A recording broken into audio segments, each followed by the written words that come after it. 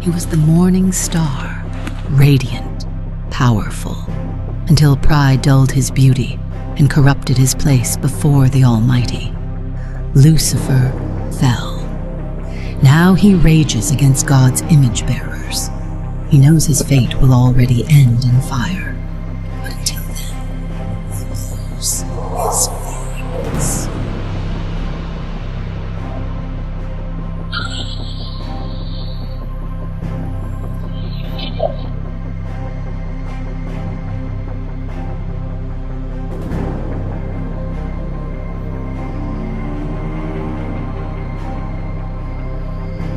It was dusk. Darkness slowly stretched its wings over the land. Judea was filled with a symphony of crickets, and the whisper of rustling grass accompanied the wind. Jesus surveyed the land from atop a jagged hill, holding his garment tightly to his shivering body. He had been fasting for 40 days, depriving his body of food. His whispered and weak breaths to God rose with the evening breeze. But as he spoke to his Father, another visited him. Jesus wasn't alone.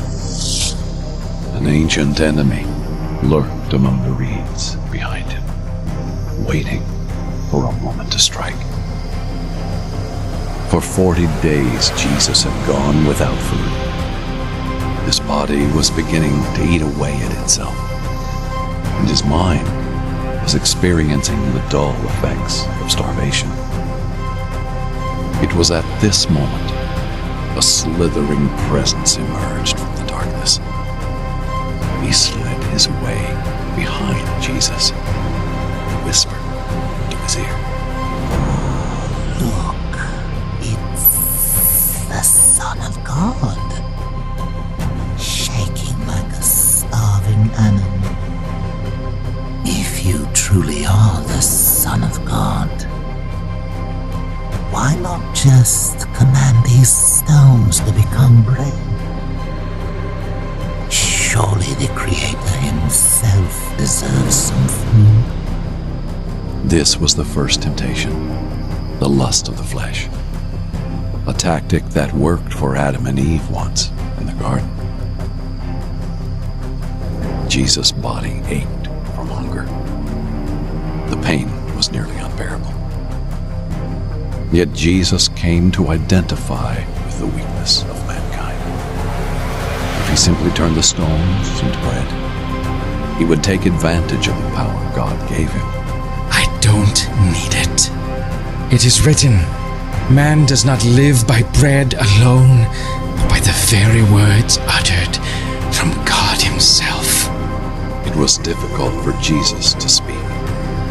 He had a fever from hunger, and the chills caused him to shiver. Satan scoffed and wrapped his cloak around Jesus. Suddenly the two were standing over the temple of Jerusalem. They were at the temple's highest point, overlooking the people below. The wind howled as Jesus stood at the very tip of the massive structure. Behold! Satan screamed through the wind, pointing to the people below. He laughed and surveyed the worshippers coming to and fro from the temple. They want a sign, Jesus.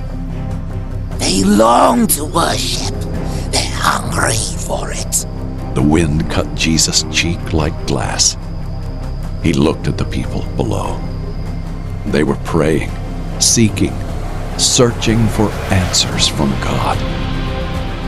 Jesus wanted to reveal himself to them. He wanted to show them God's will. He wanted to be their Lord and Shepherd. They're waiting for you, Son of God. They're all here waiting for you to show yourself. Make a spectacle and jump off. For you and I both know what the scriptures say. They claim that the Lord will order his angels to protect you.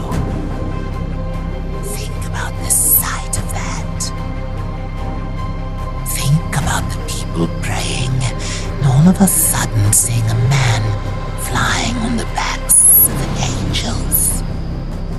No doubt they'd worship you then. Satan's eyes were glowing with a mixture of playful anticipation. It was a terrifying sight. What are you waiting for? Jump! Jesus looked down at the people coming in and out of the temple. If they were to see a man flying on the wings of angels over the holy temple, indeed, they would worship him. Yet it would be no greater than a circus act.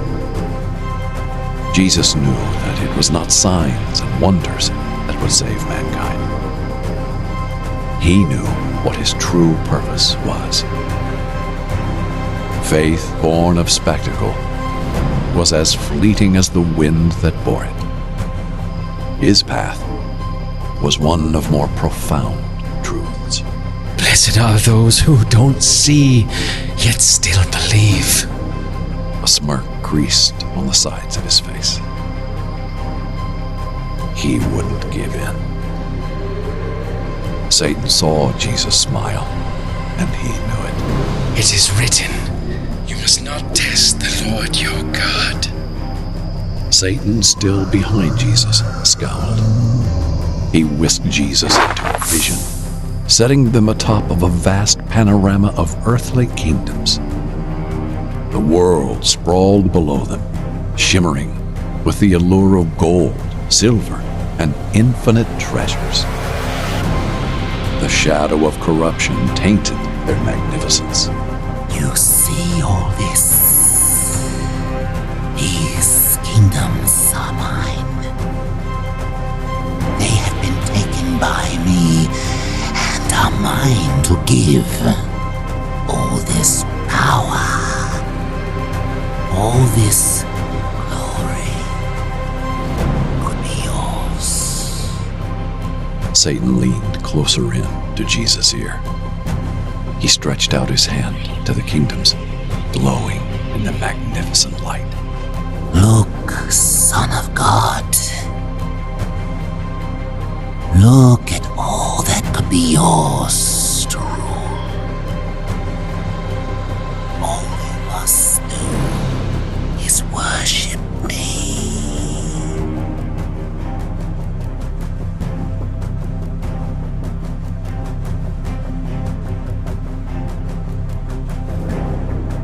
The lust for power. The temptation Eve once fell for when Satan promised she would be like God. Despite the exhaustion clouding his vision, Jesus saw through the hollow splendor. The promise of power and riches had been the fall of many men. It was an enticing offer, no doubt.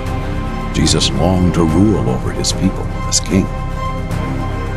But his kingdom was not of this world. Corruption was not the way to win the hearts of man. It is written, you shall worship the Lord your God. Him and him alone shall you serve. Satan sneered at Jesus, ready to tempt him again. Before he could speak, Jesus turned around, looked him in the eyes for the first time. Enough! Jesus rebuked. Satan jarred back. The two of them were standing in the wilderness once again. The stars were settled high in the sky, and the howling evening wind rolled over the hills. Satan shrunk at the voice of Jesus. They were not equals. Jesus alone held the power. So Satan retreated into the grass, so he may scheme more about how to take the heart of man. Jesus then departed to eat, recover, and pray. He had successfully resisted the temptations of the enemy. Temptations that had caused humanity to stumble for thousands of generations.